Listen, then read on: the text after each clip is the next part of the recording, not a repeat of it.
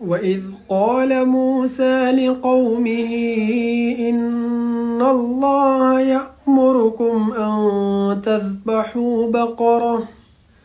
قالوا أتتخذنا هزوا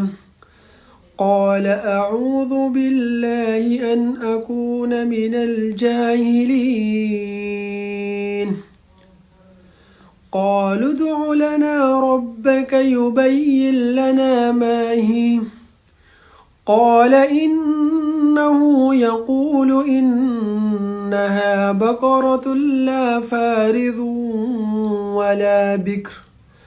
عوان بين ذلك فافعلوا ما تؤمرون قالوا ادع لنا ربك يبين لنا ما لونها